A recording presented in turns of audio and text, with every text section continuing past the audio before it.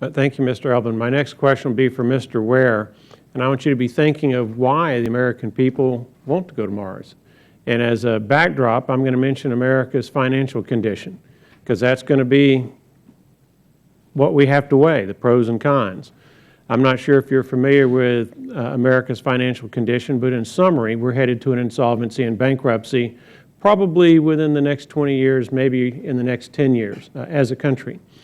I say that looking at a $19 trillion debt accumulation predominantly over the last decade and a half, and reports by the Comptroller General, Gene Dodaro, and the Congressional Budget Office warning us that our current financial path is unsustainable, which is accounting language for if you keep doing this, there's going to be a total collapse of the system.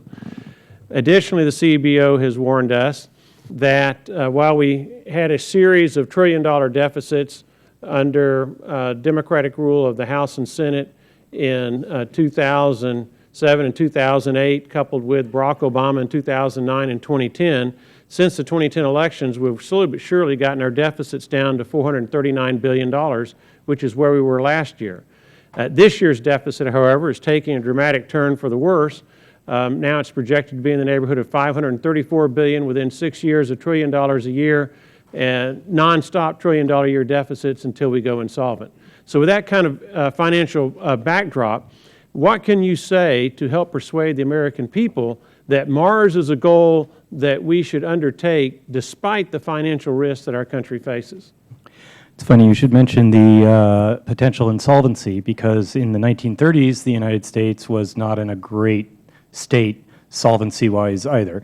And during that time, the government invested very heavily in building up the commercial airline space, which cost a lot of money. It required the government to basically take a bunch of land from various cities under eminent domain laws that was worth a lot.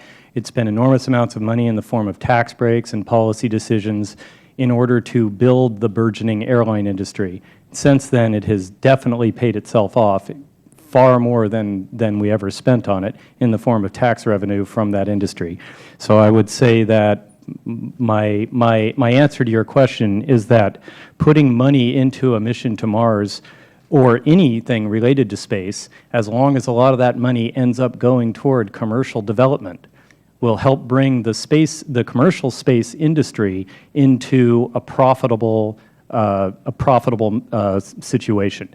Once the price to low Earth orbit gets down to the point where a middle-class American can afford to go into space, it will start becoming, there will be a boom. There will be an economic boom in the space industry, and the United States government will receive the benefits of that boom in the form of taxes and revenues. Anybody else want to add to the comments of Mr. Ware? Hearing nothing, thank you, Mr. Chairman. Yes, sir.